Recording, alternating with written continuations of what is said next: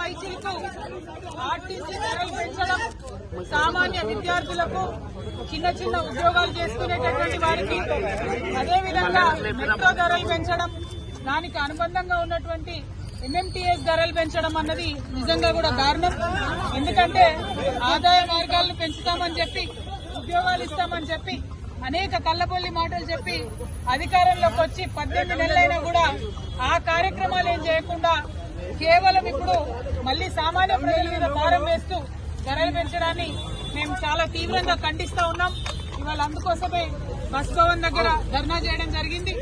ధర్నా చేసిన ప్రతిసారి మమ్మల్ని అరెస్ట్ చేయడం కాదు, ఈ ప్రభుత్వానికి, ముఖ్యమంత్రి గారికి మేము డిమాండ్ చేస్తా ఉన్నాం, మీరు ప్రజల ఆదాయ మార్గాల్ని పెంచండి, ఆర్టీసీని కాపాడేటటువంటి ప్రయత్నం చేయండి.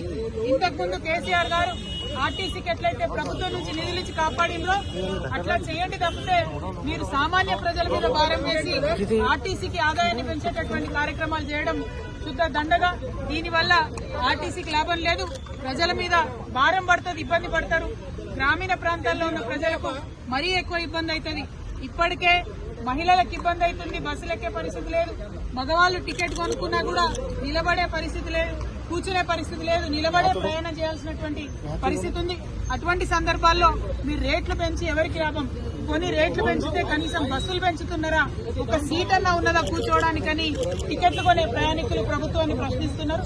అవేమి చేయకుండా కేవలం మీరు రేట్స్ పెంచడం చాలా దారుణం. ఈ వైఖరిని మేము ఖండిస్తున్నాం. మీరు రేట్లు తగ్గేంత వరకు కూడా మేము ఉద్యమిస్తామని సందర్భంగా తెలియజేస్తా ఉన్నాం.